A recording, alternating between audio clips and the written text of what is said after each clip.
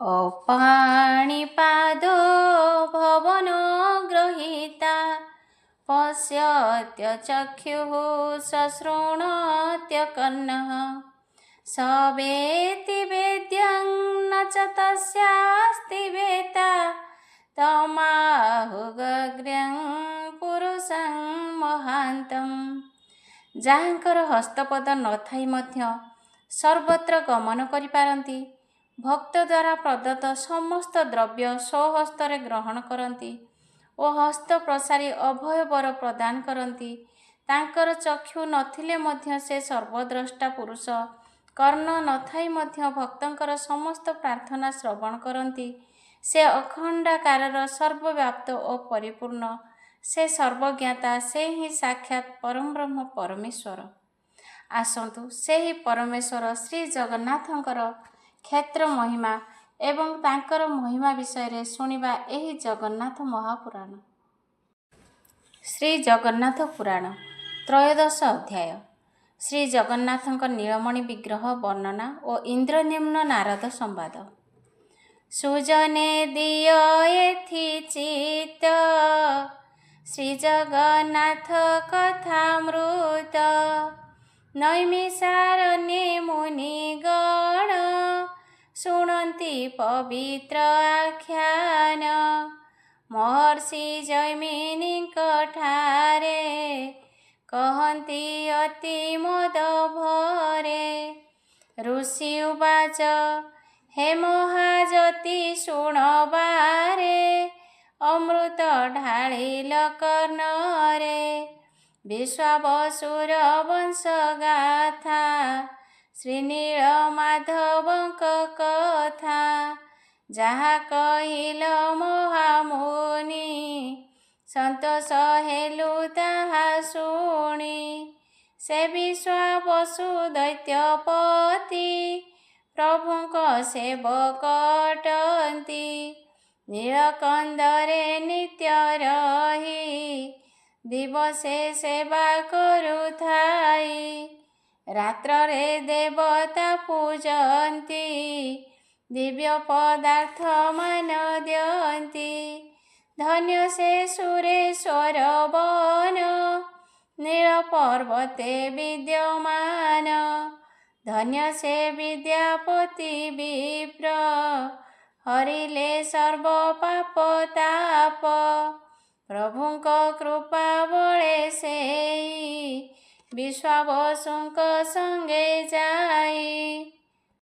ନେତ୍ରେ ଦେଖିଲେ ନୀଳମଣି, ତାହାଙ୍କ ଆଜ୍ଞା ମାଳ ଆଣି। ଅବନ୍ତୀ ନରେଶଙ୍କୁ ଦେଲେ, ସକଳ ବୃତ୍ତାନ୍ତ କହିଲେ। ତାପରେ କିସ ହେଲା କୁହ, ମନରେ ବଡ଼ଇ ଆଗ୍ରହ। ଭକତ ଶ୍ରେଷ୍ଠ ଇନ୍ଦ୍ରଦ୍ୟୁମ୍ନ, ତାପରେ କିସ କଲେ ପୁଣ। ଶ୍ରୀକ୍ଷେତ୍ର ଗଲେ କି ନ ଗଲେ, ବିସ୍ତାରି କୁହ ମୁନି ଭଲେ। ମୁନିଙ୍କ ଆଗ୍ରହକୁ ଜାଣି, ହସି କହନ୍ତି ଜୈମିନୀ। ଜୈମିନୀ ଉବାଚ ଶୁଣ ସୁମନେ ମୁନିଗଣ, ଅବନ୍ତୀ ରାଜା ଇନ୍ଦ୍ରଦ୍ୟୁମ୍ନ। ଦିବ୍ୟମାଳାକୁ ହସ୍ତେ ଧରି, ଆନନ୍ଦେ ବୋଲି ହରି ହରି। ସାଷ୍ଟାଙ୍ଗ ପ୍ରଣିପାତ ହେଲେ, ଭାବରେ ତନ୍ମୟ ହୋଇଲେ। ସମସ୍ତ ଦିବ୍ୟ ଉପହାର, ଦର୍ଶନ କଲେ ସ୍ୱଚକ୍ଷୁର। ବୋଇଲେ ଧନ୍ୟ ବିଦ୍ୟାପତି, ଶ୍ରୀକ୍ଷେତ୍ରେ ଦେଖିଲା ଶ୍ରୀପତି। ଭାବ ଗଦ୍ଗଦ ହୋଇ ରାଜା, ବିଦ୍ୟାପତିଙ୍କୁ କଲେ ପୂଜା। ମନରେ କୌତୂହଳ ଅତି, ବିଦ୍ୟାପତିଙ୍କୁ ପଚାରନ୍ତି। ଇନ୍ଦ୍ରଦ୍ୟୁମ୍ନ ଉବାଚ ହେ ପୁଣ୍ୟବନ୍ତ ଦ୍ୱିଜବର, ସଫଳ ଜନମ ତୁମର। ପୁରୁଷୋତ୍ତମେ ପାଦ ଦେଲ, ପ୍ରଭୁଙ୍କୁ ନୟନେ ଦେଖିଲ। ଅତି ଆଶ୍ଚର୍ଯ୍ୟ ଲାଗେ ପୁଣି ଶୁଣ ମୋ କଥା ବିପ୍ରମଣି। ଜନ୍ମରୁ କେବେ ଯାଇ ନାହିଁ, ଶ୍ରୀକ୍ଷେତ୍ର କେବେ ଦେଖି ନାହିଁ। ଗୋଟିଏ ଥର କ୍ଷେତ୍ର ଗଲ, ସକଳ ବୃତ୍ତାନ୍ତ ଜାଣିଲ। ଅତି ଗୁପ୍ତ ଦିବ୍ୟ କଥା, ଜାଣିଲ କାହୁଁ ଶୁଦ୍ଧ ଚେତା।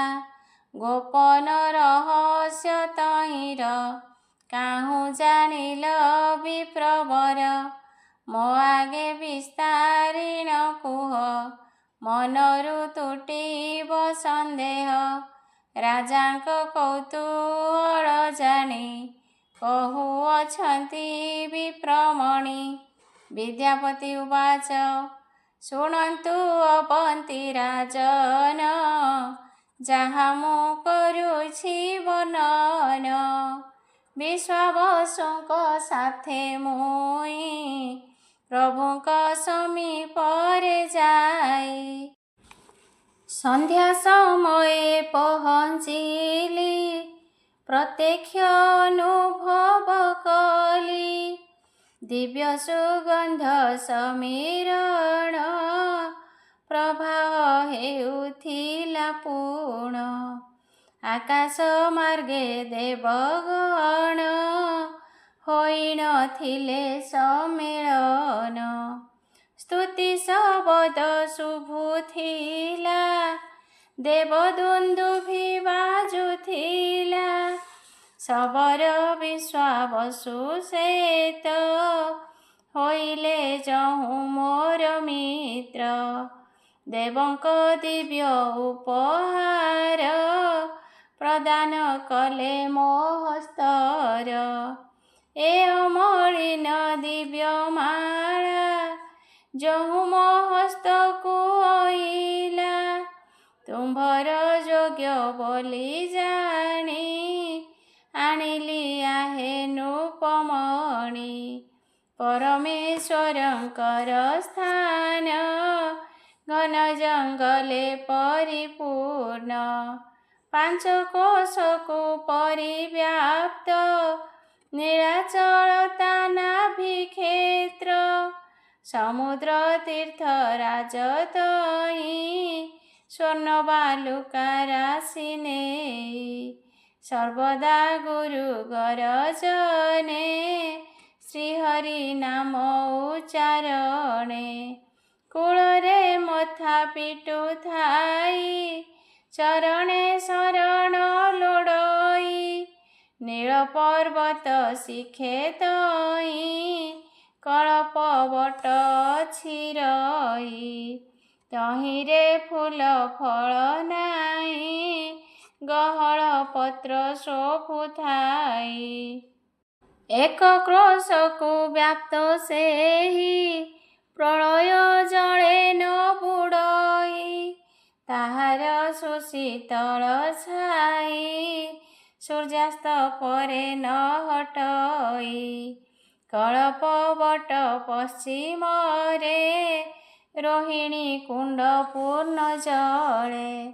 ସେ କୁଣ୍ଡେ ସ୍ନାହାନର ପାଇଁ, ନୀଳ ପଥର ସିଡ଼ି ଥାଇ। ସେହି ପାବଚ୍ଛ ଶୋଭାବନ୍ତ, ସକଳ ପାପ ହରେ ସେତ। ରୋହିଣୀ କୁଣ୍ଡ ଚଉପାଶେ, ଚାରି ବେଦୀ ଯେ ଶୋଭା ଦିଶେ। ପୂର୍ବ ଦିଗର ବେଦୀ ପରେ, ଶ୍ରୀବିଷ୍ଣୁ ବିଜେ ସୁଖରେ। ସେ ଇନ୍ଦ୍ର ନୀଳମଣି ମୂର୍ତ୍ତି, ପୁରୁଷୋତ୍ତମ ବିଶ୍ୱପତି। ଶଙ୍ଖ ଚକ୍ର ଗଦା ଧରିଣ, ଶ୍ରୀହସ୍ତେ ପଦ୍ମ ସୁଶୋଭନ। ବିଗ୍ରହ ଉଚ୍ଚତାଟି ପୂର୍ଣ୍ଣ, 81 ଆଙ୍ଗୁଳ ଜାଣ। ସୁବର୍ଣ୍ଣ କମଳ ଉପର, ବିଜଏ ଶଙ୍ଖ ଚକ୍ରଧର। ମୁଖ ଚନ୍ଦ୍ରମା ଢଳ ଢଳ, ବିନାଶେ ପାତକ ସକଳ। ସୁନ୍ଦର ନାସା ଅଷ୍ଟପୂର୍ଣ୍ଣ ତ୍ରିତାପ କରଇ ଦହନ ସୁନ୍ଦର ସ୍ମିତ ହାସ୍ୟ କରି ବିଜୟ ଦିନ ଦୁଃଖ ହାରି କର୍ଣ୍ଣରେ ମକର କୁଣ୍ଡଳ ଅଷ୍ଟନିନ୍ଦଇ ପଦ୍ମଦଳ ସୁଢଳ କମ୍ଭୁ କଣ୍ଠ ସୋହି କୋଟିଏ କନ୍ଦର୍ପ ନିନ୍ଦଇ ହାର କଙ୍କଣ ଭୁଜ ବନ୍ଧ ମୁକୁଟ ଆଦି ସୁଶୋଭିତ ନିର୍ମଳ ହାର ବକ୍ଷସ୍ଥଳେ କୌସ୍ତୁଭ ବୈଜୟନ୍ତୀ ମାଳେ ଉଜ୍ଜଳ ତେଜୋମୟ ଦେହି ଦଶ ଦିଗକୁ ପ୍ରକାଶଇ ହସ୍ତରେ ସୁଦର୍ଶନ ଚକ୍ର ପ୍ରକାଶ ଜ୍ଞାନର ପ୍ରତୀକ ସ୍ୱର୍ଣ୍ଣକମଳ ହସ୍ତେ ଥାଇ ଅହଙ୍କାର ପ୍ରତୀକ ସେଇ ପଦ୍ମର ନାମ ଦ୍ରୁତ ଶ୍ରବା ସଦା ପ୍ରକାଶେ ଦିବ୍ୟ ଆଭା ଗଦା ଅଟଇ କୌମୁଦିକ ଐଶ୍ୱର୍ଯ୍ୟ ବ୍ରହ୍ମର ପ୍ରତୀକ ଶଙ୍ଖ ଯେ ପଞ୍ଚଜନ୍ୟ ସେଇ ଶବଦ ବ୍ରହ୍ମ ସେ ବୋଲାଇ ଏମନ୍ତେ ପ୍ରଭୁ ଜଗନ୍ନାଥ ନୀଳକନ୍ଦରେ ପ୍ରକାଶିତ ବାମେ କମଳା ବିରାଜିତା ନାନାଦି ରତ୍ନେ ସୁଶୋଭିତା ପଶ୍ଚାତେ ଶେଷ ନାଗ ଥାଇ ମସ୍ତକେ ଛତ୍ରୀ ପ୍ରାୟ ହୋଇ ଅଗ୍ରତେ ଉଭା ସୁଦର୍ଶନ ତା ପଛେ ବିନତାନନ୍ଦନ ଏ ରୂପେ ଦର୍ଶନ କଲି ରାଜନ ମୁହିଁ ଧନ୍ୟ ହେଲି ଯାହା ନ ପାନ୍ତି ଯୋଗୀ ଜନ ଲଭିଛି ମୁହିଁ ସେହି ପୁଣ୍ୟ ପ୍ରଭୁଙ୍କ ମାହାତ୍ମ୍ୟକୁ ମୁହିଁ ସେବକ ମୁଖ ଶୁଣିଛଇ ତୁମ୍ଭରି ଆଜ୍ଞା ବଳେ ଗଲି ସକଳ ବୃତ୍ତାନ୍ତ ଶୁଣିଲି ଛାମୁରେ କଲି ନିବେଦନ ଦୋଷ କ୍ଷମିବ ନର ରାଣ ତେଣିକି ତୁମ୍ଭ ଇଚ୍ଛା ଯାହା ନିଶ୍ଚୟ ଆଚରିବ ତାହା ବିଦ୍ୟାପତିଙ୍କ ବାଣୀ ଶୁଣି ରାଜନ କହୁଛନ୍ତି ପୁଣି ଇନ୍ଦ୍ରଦ୍ୟୁମ୍ନ ଉବାଚ ଅବନ୍ତୀ ରାଜା ଇନ୍ଦ୍ରଦ୍ୟୁମ୍ନ ବିନୟେ ବୋଲନ୍ତି ବଚନ ହେ ପୁଣ୍ୟବନ୍ତ ବିପ୍ରସୂତ ହୋଇଲି ମୁହିଁ କୃତ୍ୟ ତୁମ୍ଭରି ଦିବ୍ୟ ବଚନ ଶ୍ରୀ ଜଗନ୍ନାଥଙ୍କ ଦର୍ଶନ ଦିବ୍ୟମାଳାର ସଂଯୋଗରେ ଧନ୍ୟ ମୁଁ ହୋଇଲି ଧରାରେ ପାତକ ଅନେକ ଜନ୍ମର ନାଶ ମୋ ହେଲା ବିପ୍ରବର ପ୍ରଭୁଙ୍କ ଦର୍ଶନ ପାଇଁ ଯାଇଛି ମୁହିଁ ଯୋଗ୍ୟ ହୋଇ ତେଣୁ ମୁଁ ନିଶ୍ଚୟ ଯିବଇ ପୁରୁଷୋତ୍ତମେ ଦେଖିବଇ ଶ୍ରୀକ୍ଷେତ୍ରେ କରିଣ ନିବାସ ରଚିବି ତହିଁ ଗ୍ରାମ ଦେଶ ନଗର ଦୁର୍ଗ ନିର୍ମାଣିବି ପ୍ରଜାଗଣକୁ ତହିଁ ନେବି ଶ୍ରୀ ଜଗନ୍ନାଥ ପ୍ରୀତି ପାଇଁ ସତେକ ଅଶ୍ୱମେଧ ତହିଁ ନିଶ୍ଚୟ ହେବ ବିଦ୍ୟାପତି ତୋଷ ହୋଇବେ ବିଶ୍ୱପତି ନୀତି ସତେକ ଉପଚାର ଦେଇ ପୂଜିବି ଚକ୍ରଧର ବ୍ରତ ନିୟମ ଉପବାସ କରି ତୋଷିବି ଋଷିକେଶ ଦୀନ ଜନକ ଦୁଃଖ ହାରି ଦୀନ ବାନ୍ଧବ ଦଇତାରି ନିଶ୍ଚୟ ହୋଇବେ ପ୍ରସନ୍ନ त्रिवार सत्य हे वचन। जैमिनी उवाच एहि प्रकारे इन्द्रद्युम्न श्रद्धारे करन्ति स्तवन। एहि समये देव ऋषि प्रवेश कले तहि आसी। देवर्षि नारदଙ୍କୁ देखि राजन आसन उपेक्षि साष्टांगे प्रणिपात कले तक्षणे अर्घ्य बन्दाइले। पाद्य आसन आचमन देइन करिले पूजन। उत्तम आसने बसाई राजन शिरे कर देई। बोलती धन्य हेली मुई ब्रह्मपुत्र को देखिलहि। ताहाक पद स्पर्श पाई हे भगवंत कहबारे किंपा आसिल मो गृहरे। मोठारे किबा प्रयोजन ताहा मु करिबि पूरण। आदेश शिर धार्य मोर फेडिण कुहरु शिवर। राजांक विनय वचन शुणी नारद तपोधन। सहसे बोलुछन्ति बाणी शुणवन्ति नृपमणि। नारद उवाच सुमने शुण नरपति तुम्भरी निर्मल भकति। देखि ब्रह्मादि देवगण अटन्ति अत्यंत प्रसन्न।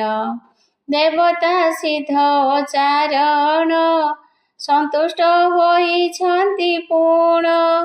जाहाटी करिछ निश्चित पूर्ण होइब मनोरथ। जे प्रभु छन्ति निराचले अनेक जन्म पुण्य फले। तांकठी होई भगति से नर पाए दिव्य गति। परम पूज्य देवपति ताहांक पाद पद्म चिंती। सृष्टि को करिले निर्माण होइले पितामह पूर्ण। तांकरी वंशरे उत्पन्न तुम्हे जे होइछ राजन। तेणु भकति विष्णु पदे तुम्हे जे धन्य धरा मध्ये। हे पुण्यवंत महाराजा विश्व करिब तोते पूजा। तोलिबु विष्णुक मंदिर पुरुषोत्तम क्षेत्र बर। एहि संसार अरण्यरे जीव जे नित्य भ्रमी मरे। पूरित दुख दावानल श्री विष्णु भक्ति केवल। अटई महासुख दाता भवसागर त्राण कर्ता। एहि तो संसार सागर सुख दुखर जुआर। झड़ तोफाने आंदोलित सहारा कहार नाहित। विष्णु भगति नाबतहि राजन हे जिथाओ तुई। प्रभु भगति जार थाई ए भवे सुखी अटे सेई। विष्णु भक्ति दावानल जलाए पातक सकल। प्रयाग आदि तीर्थ करी तपस्या व्रत को आचरी। सहस्र अश्वमेध कले समनु होई भक्ति तुले। जैमिनी उवाच देवर्षि मुखु एहा शुणी से इन्द्रद्युम्न नृपमणि। आवेग भरा हृदय रे भक्ति स्वरूप जानिबारे। जिज्ञासा जात हेला जहु विनती भरे पूछे तो। हे प्रभु मुनि कुल ईश भक्तिर स्वरूप टिकीश। ଲକ୍ଷଣ ମାନ ତାର କୁହ, ହୃଦୟ ହୋଇବ ମଥୟ। ରାଜାଙ୍କ ବିନୟକୁ ଶୁଣି ହସି କହନ୍ତି ମୁନିମଣି। ନାରଦ ବାଚ ରାଜନ ସାବଧାନେ ଶୁଣ, ଶ୍ରୀ ବିଷ୍ଣୁ ଭକତି ଲକ୍ଷଣ। ଭକ୍ତିର ତିନି ରୂପ ଅଛି, ସାତ୍ୱିକୀ ରାଜସୀ ତାମସୀ।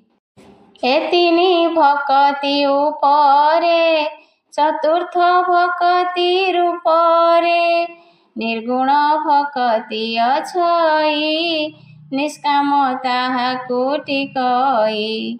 ଶୁଣ ରାଜନ ମନ ଦେଇ, ବିସ୍ତାରି କହୁଛି ବୁଝାଇ। ଯେ ଜନ କାମ କ୍ରୋଧ ବସେ, ଈଶ୍ୱର ଭକତି ନ ଦିଶେ। ମାୟା ଜଗତ ସ୍ଥୂଳ ଜ୍ଞାନ, ତା ବିନା ନ ଦେଖଇଆନ। ଲାଭ ଲୋଭ ଓ ସ୍ୱାର୍ଥ ପାଇଁ, ଅନ୍ୟର ହାନି ହେବା ପାଇଁ। କେବଳ କରଇ ଭଜନ, ଏହିଟି ତାମସୀ ଲକ୍ଷଣ। କେବଳ ଦେଖେ ଇହଲୋକ, କେବେ ନ ଚିନ୍ତେ ପରଲୋକ। ସେ ଅଟେ ତାମସୀ ଭକତି, ଶୁଣ ରାଜନ ମହାମତି।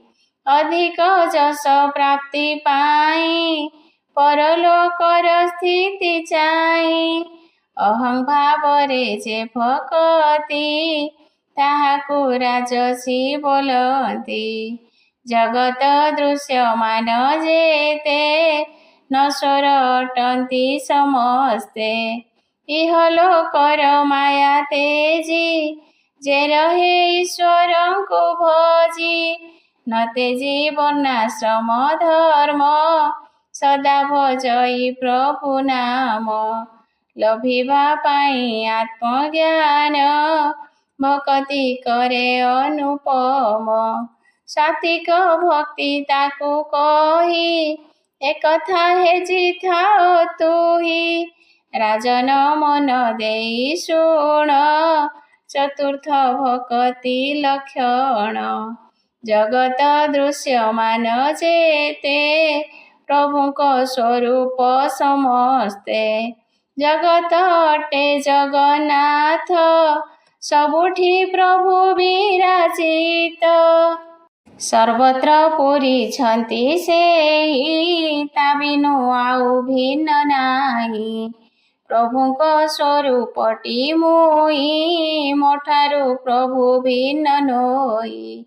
ମୋଠାରେ ବ୍ରହ୍ମ ବିରାଜିତ, ବ୍ରହ୍ମଙ୍କ ଠାରେ ମୁଇ ସ୍ଥିତ। ଏମନ୍ତ ଭାବ ହୃଦେ ଭରି, ବାହ୍ୟ ଉପାଧି ତ୍ୟାଗ କରି।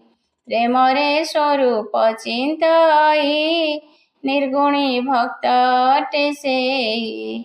ତ୍ରିଗୁଣ ଠାରୁ ଊର୍ଦ୍ଧ୍ୱେ ରହି, ନିର୍ଗୁଣ ଭକତିଟି ସେଇ।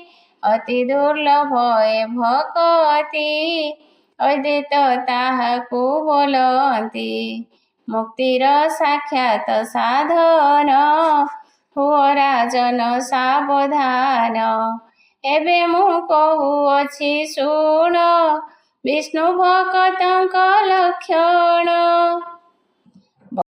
ବୈଷ୍ଣବ ଜନ ଅଟଇ ମହାନ, ତାହାଙ୍କ ଲକ୍ଷଣ ଶୁଣ ତୁହି। ବିଷ୍ଣୁ ଭକତଙ୍କ ଗୁଣ ଗାଇବାକୁ, ମହିରେ କେ ଅଛି ଜିହ୍ୱା ବହି। ସଦା ଯେହୁ ଶାନ୍ତ ସୁକୋମଳ ଚିତ୍ତ, ସଦା ମିଷ୍ଟ ଭାଷୀ ଅଟେ ଯେହୁ। ଇନ୍ଦ୍ରିୟ ଉପରେ ବିଜୟ ଯେ କରେ, ବିଷ୍ଣୁ ଭକତଟି ଅଟେ ସେହୁ। ଯେହୁ ଦୟାବନ୍ତ ହିଂସାରୁ ରହିତ, ହୁଏ ନାହିଁ କେବେ ପରଦ୍ରୋହୀ। ପର ଉପକାର ବ୍ରତଟି ଯାହାର, पर निंदा केबे करे नाही। दीन दुखी देखी न बुझई आखि, पर धने ईर्षा न करई। सबुरी भितरे वासुदेव देखे, परहित करी मरे जेहि। स्थावर जगम कीट ओ पतंग, सबुठी श्री हरि भाव थाई। जगत भितरे जगन्नाथ देखे, प्रकृत वैष्णव अटे जेहि।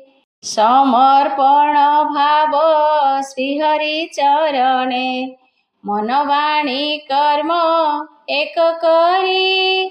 सुदृढ़ विश्वास भक्तंक दास, भक्तंक सेवा थाए करी।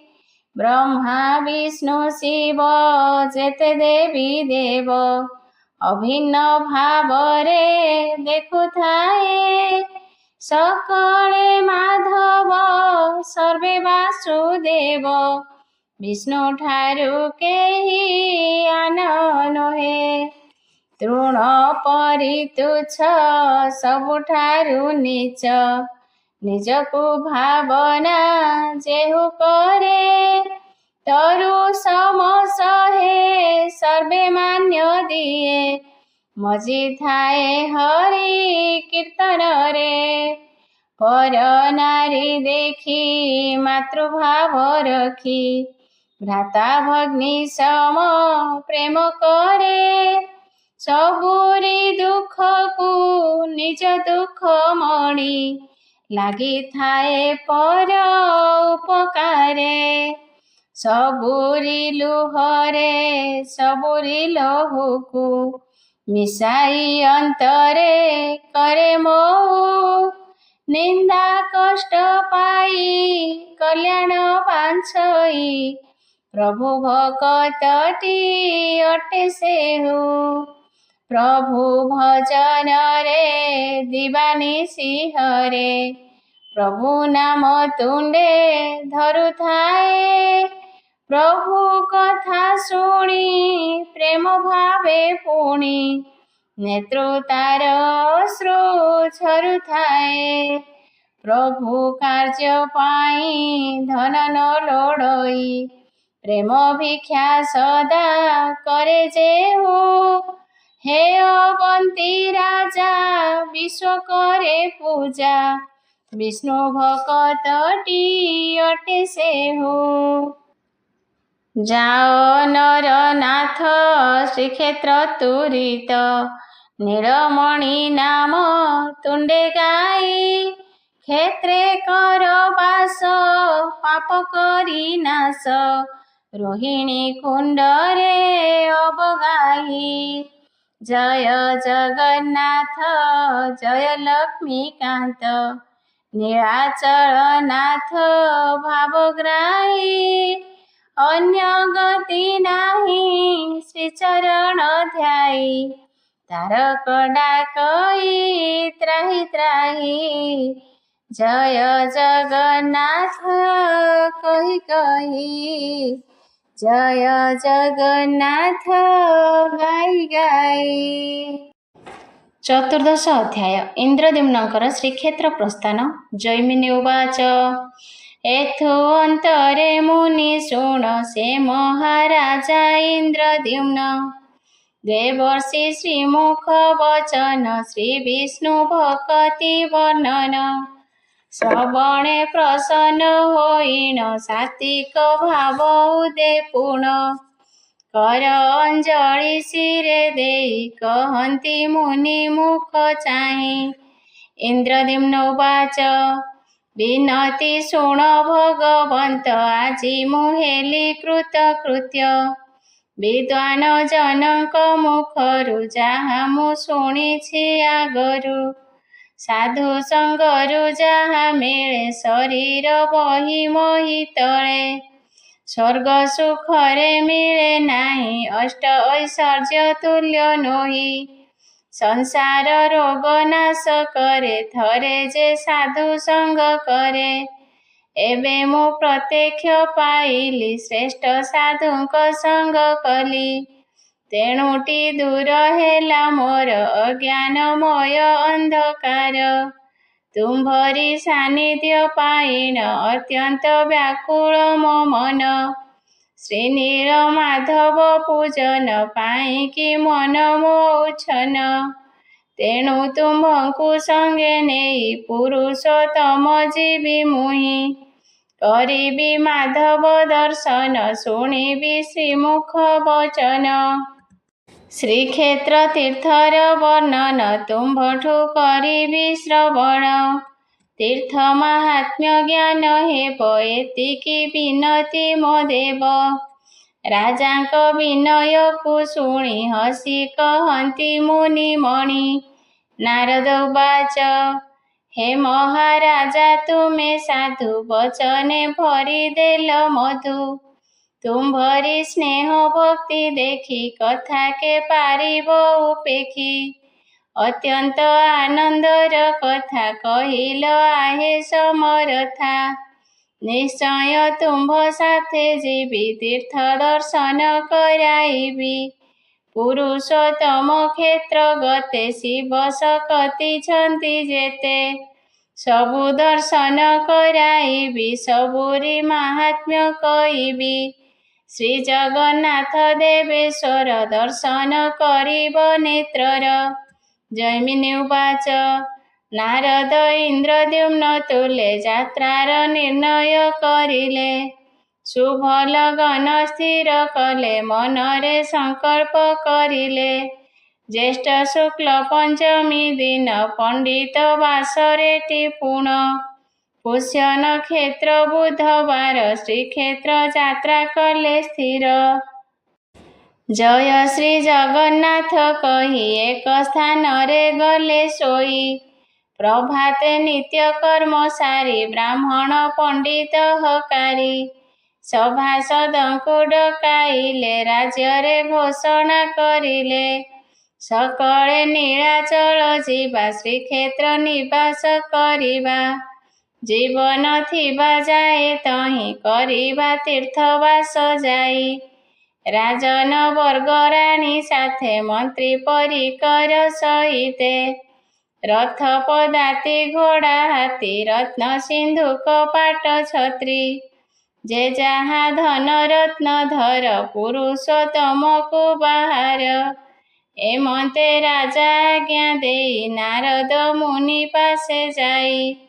ताहांकु परिक्रमा कले सिपाही संगे विजे हेले।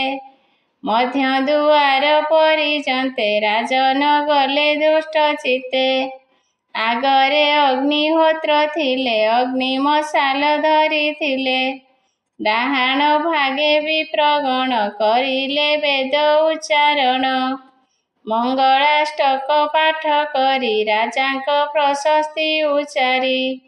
विनीत होई महाराजा कले विप्रंक पाद पूजा। वस्त्र तिलक आभूषण देईन पूजिले ब्राह्मण। एही समय शुभ वाद्य होइला सत शंखनाद। नानादि मंगल बाजणा बाजिला भेरी तुरी नाना। तहि उतारु से राजन मंदिर करिले गमन। मंदिरे दिव्य सिंहासन विष्णु को करिले दर्शन। ताहांकु परिक्रमा करी दुर्गा मातांकु स्तुति करी। दुहिंकु जत्न करी नेले पालिंकी मध्ये बसाइले। ताहांकु अग्रभागे नेले आपणे पछरे चलिले। दुआरे देखिले क जाई रथ रहिछि सज होई। नारद मुनि सहितरे आपणे बसिले रथरे। जय श्री जगन्नाथ कही जात्रा आरंभ कले सेई। तांक अधीने जेते राजा बेनी पारुषे होई सजा। जिए जाहार रथ नेई रथरे ध्वजा को उड़ाई। ନିଜ ନିଜର ଅସ୍ତ୍ର ଶସ୍ତ୍ର ଭୂଷଣେ ହୋଇ ନ ସଜ୍ଜିତ। ଚଳିଲେ ପୁରସ୍ତମ ଦିଗେ ପୁରବାସୀଏ ପଛ ଭାଗେ। ନିଜର ଦ୍ରବ୍ୟମାନ ଧରି ବାହନେ ଆରୋହଣ କରି। ଇନ୍ଦ୍ରଦ୍ୟୁମ୍ନଙ୍କ ସତେ ରାଣୀ ସବାରି ଚଢ଼ିଗଲେ ପୁଣି। ସୈନ୍ୟ ସିପାହୀ ସଙ୍ଗତର ଭବନୁ ହୋଇଲେ ବାହାର। ରାଜ୍ୟାଧିକାରୀ ସୈନ୍ୟଗଣ ରାଣୀଙ୍କ ସୁରକ୍ଷାରେ ପୂର୍ଣ୍ଣ। ହସ୍ତରେ ଧରି ଅସ୍ତ୍ର ଶସ୍ତ୍ର ଚଢ଼ିଲେ ସବାରି ସଙ୍ଗତ। ସେବକ ମନ୍ତ୍ରୀ ପୁରୋହିତ ରତିକ ଆବର ସାମନ୍ତ। ରାଜକୋଷର ଅଧିକାରୀ ସେବାରେ ଗଲେ ଯେ ବାହାରି। ଶେଠ ବଣିକ ବ୍ୟବସାୟୀ ଚଳିଲେ ରାଜା ଆଜ୍ଞା ନେଇ। କଠିନ ବନ୍ଧୁର ପଥରେ ଗଲେ ସେ ହରଷ ଚିତ୍ତରେ। ଚତୁରଙ୍ଗିଣୀ ସେନା ସାଥେ ରାଜାଙ୍କ ରଥ ଗଲା ପଥେ। ସକଳେ ଅପରାହ୍ନ ବେଳେ ମିଳିଲେ ମହାନଦୀ କୂଳେ। ନଦୀ ତଟରେ ଡେରା କଲେ ମହାନଦୀରେ ସ୍ନାନ କଲେ। ରାଜନ ନଦୀ ଜଳେ ଯାଇ ପୁରୋହିତଙ୍କୁ ସଙ୍ଗେ ନେଇ। ସନ୍ଧ୍ୟା ତର୍ପଣ ଶେଷ କରି ବିଧିରେ ବିଷ୍ଣୁ ପୂଜା କରି। ନାରଦ ମୁନି ସଙ୍ଗତରେ ଭୋଜନ କରିଲେ ବିଧିରେ। ସନ୍ଧ୍ୟା ବନ୍ଦନା ଉପାସନା କରିଲେ ନୃପ ମହାମନା। ସକଳ ସଭାସଦ ରାଇ ବସିଲେ ସତସଙ୍ଗ ପାଇ। ଏକାଳେ ଦ୍ୱାରପାଳ ଆସି ସମ୍ବାଦ କହିଲା ବିଶେଷୀ। ଉତ୍କଳ ଦେଶ ନରପତି ଦର୍ଶନ ପାଇଁ ଆସିଛନ୍ତି। ବାରତା ଦୂତ ମୁଖୁ ଶୁଣି ଅତି ଆନନ୍ଦେ ନରମଣି। ମନ୍ତ୍ରୀଗଣକୁ ଆଦେଶିଲେ ରାଜସଭାକୁ ନିମନ୍ତ୍ରିଲେ। ସେ ଉଡ୍ର ନରପତି ଯାଇ ଇନ୍ଦ୍ରଦ୍ୟୁମ୍ନଙ୍କ ପାଦ ଛୁଇଁ। ସପ୍ରେମେ ପ୍ରଣିପାତ କଲେ ଦୁହେଁ ଦୁହିଁଙ୍କୁ ଆଲଙ୍ଗିଲେ। ଅର୍ଘ୍ୟ ଆସନ ତାଙ୍କୁ ଦେଇ ଆସନେ ବସାଇଲେ ନେଇ। ସପ୍ରେମେ କୁଶଳ ବାରତା ପୁଛିଲେ ଅବନ୍ତୀର କର୍ତ୍ତା। ଇନ୍ଦ୍ରଦ୍ୟୁମ୍ନ ଉବାଚ ଆହେ ବରେଣ୍ୟ ନୃପବର ଜନମ ସଫଳ ତୁମର। ଉଡ୍ର ଦେଶର ନରପତି ଯହିଁ ବିଜୟ ବିଶ୍ୱପତି। ନୀଳ ଶିଖରେ ଆବିର୍ଭାବ ହୋଇଣ ଅଛନ୍ତି ମାଧବ। କୁହନ୍ତୁ କୁଶଳ ମଙ୍ଗଳ କିପରିଛନ୍ତି ପ୍ରଜାକୁଳ। ସେ ପ୍ରଭୁ ଚରଣ କମଳେ ଭକତି ରହେ କି ନିର୍ମଳେ। ତୁମ୍ଭେ ଯେ ପରମ ବୈଷ୍ଣବ ସଭିଙ୍କ ଠାରେ ସମଭାବ। ତୁମ୍ଭରି ଚିତ୍ତ ଅବିରତ ସଦା ରହେ କି ଅନୁରକ୍ତ। ଇନ୍ଦ୍ରଦ୍ୟୁମ୍ନଙ୍କ ବାଣୀ ଶୁଣି ହସି କହନ୍ତି ନୃପମଣି। ଉତ୍କଳ ନରେଶ ଉବାଚ ଉତ୍କଳ ଦେଶ ନରପତି କର ଯୋଡ଼ିଣ କହୁଛନ୍ତି। ଆହେ ଅବନ୍ତୀ ନରପାଳ ସର୍ବତ୍ର କୁଶଳ ମଙ୍ଗଳ। ଦକ୍ଷିଣ ମହୋଦଧି କୂଳ ବିରାଜେ ନିତ୍ୟ ନୀଳାଚଳ। ଘନ ଜଙ୍ଗଲ ପୁରୀ ଅଛି ସେ ସ୍ଥାନ ଅଗମ୍ୟ ହୋଇଛି। ଲୋକ ମୁଖରୁ ଅଛି ଶୁଣି ତହିଁ ଅଛନ୍ତି ନୀଳମଣି। ଘନ ଅନ୍ଧାର ବତାସରେ ବାଲୁକା ଉଠି ପବନରେ। ତାହାଙ୍କୁ ରଖିଛି ଲୁଚାଇ ଦର୍ଶନ ନ ପାଆନ୍ତି କେହି। ତେଣୁ ମୋ ରାଜ୍ୟରେ ଅକାଳ ମୃତ୍ୟୁଟି ବଢ଼ଇ ପ୍ରବଳ। ଏବେଟି ଭାବୁଅଛି ମୁହିଁ ମୋ ରାଜେ କୁଶଳ ହେବଇଁ। ଯେଣୁ ତୁମ୍ଭରି ଆଗମନ ହଟିବ ଅଶୁଭ ଶକୁନ। ଜୈମିନୀ ଉବାଚ ଉଡ୍ର ନରେଶ ବାଣୀ ଶୁଣି ତହୁଁ ଅବନ୍ତୀ ନରମଣି। ତାହାଙ୍କୁ ବିଦାୟ କରିଲେ ଅତ୍ୟନ୍ତ ଉଦାସୀନ ହେଲେ। ବୋଲନ୍ତି ଆହେ ମୁନି ସାଇଁ ଏମନ୍ତ ହେଲା କାହିଁ ପାଇଁ। ତହୁଁ ନାରଦ କହୁଛନ୍ତି ମୋ କଥା ଶୁଣ ନରପତି। ନାରଦ ଉବାଚ ମୋ କଥା ଶୁଣ ନରପତି ଦୁଃଖରେ ନ ବୁଡ଼ାଓ ମତି। ବିସ୍ମିତ ନ ହୁଅ ରାଜନ, ଶ୍ରେଷ୍ଠ ବୈଷ୍ଣବ ଭାଗ୍ୟବାନ। ତାହାଙ୍କ ମନୋରଥ ବଳ, କେବେ ନ ହୋଇବ ନିଷ୍ଫଳ। ଆଦି କାରଣ ଜଗନ୍ନାଥ, ପୂର୍ଣ୍ଣ କରିବେ ମନୋରଥ। ତୁମ୍ଭରି ଭକ୍ତି ଭାବ ଦେଖି, ଭକ୍ତ ବସଳ ପଦ୍ମ ଆଖି। ଇଚ୍ଛାମୟଙ୍କ ଇଚ୍ଛା ଯାହା, ଅନ୍ୟଥା ନ ହୋଇବ ତାହା। ତୁମ୍ଭ ଉପରେ ଦୟା କରି, ଦୀନ ବାନ୍ଧବ ଦଇତାରି। ଆସିବେ ନିଶ୍ଚୟ ଅବତରି, ଦର୍ଶନ କରିବ ଶ୍ରୀହରି। ଭକ୍ତ ବସଳ ହୃଷିକେଶ, କେବଳ ଭକତିରେ ବଶ। ନିଜ ମାୟାରେ ନାନା ରୂପ, ହୋଇ ନାଶନ୍ତି ପାପ ତାପ। ଧର୍ମ ଅର୍ଥ ଯେ କାମ ମୋକ୍ଷ, ଯେ ଚାରି ଦିଅନ୍ତି ପ୍ରତ୍ୟକ୍ଷ। ତୁମେଟି ଅଟ ବ୍ରହ୍ମପୁତ୍ର, ପାଞ୍ଚ ପୁରୁଷକୁ ଉଦିତ। ଶ୍ରେଷ୍ଠ ବୈଷ୍ଣବ ଏ ଧରାରେ, ପଣ୍ଡିତ 18 ବିଦ୍ୟାରେ। ନ୍ୟାୟ ମାର୍ଗରେ ରାଜ୍ୟ କରି, ଗୋରୁ ବ୍ରାହ୍ମଣ ରକ୍ଷା କରି। ପାଳନ କରି ସଦାଚାର, ବିଶୁଦ୍ଧ କରିଛ ଶରୀର। ନିଶ୍ଚୟ ନଶ୍ୱର ଚକ୍ଷୁରେ, ମାଧବ ଦେଖିବ ମହୀରେ। ତୁମ୍ଭରି ଯୋଗେ କ୍ଷେତ୍ର ବର, ପ୍ରସିଦ୍ଧ ହୋଇବ ବିଶ୍ୱର। ତୁମ୍ଭରି ଏହି କାର୍ଯ୍ୟ ପାଇଁ, ବ୍ରହ୍ମା ଆଦେଶ ଛନ୍ତି ଦେଇ। ନିଯୁକ୍ତ କରିଛନ୍ତି ମତେ, ପୁରୁଷୋତ୍ତମ କ୍ଷେତ୍ର ଗତେ। ସୁମନେ ଶ୍ରୀକ୍ଷେତ୍ରକୁ ଚଳ, ବୁଝାଇ କହିବି ସକଳ। ବିଶ୍ରାମ କର ନୃପମଣି, କହି ନାରଦ ହେଲେ ତୁନି। ଆହେ ସୁଜ୍ଞଜନେ, ଶୁଣିବ ସୁମନେ। ଜଗନ୍ନାଥ ଲୀଳା ଗୀତ ଏହି, ଜଗନ୍ନାଥ ଧ୍ୟାଇ ସନ୍ଥ ପାଦ ଛୁଇଁ। ଯେତିକି ଆସୁଛି ଦିଏ କହି, ଦୋଷ ନ ଧରିବ ଆଶିଷ କରିବ। ଜ୍ଞାନୀ ପଣ୍ଡିତ ଯେ ନୁହେଁ ମୁଇଁ, ଶାସ୍ତ୍ର ନ ପଢ଼ିଛି ସାହସ କରିଛି। ପ୍ରଭୁ ଲୀଳା ଚରି ରଚିବାର ପାଇଁ। ପ୍ରସନ୍ନ ହୋଇବ ପାଦ ଧୂଳି ଦେବ।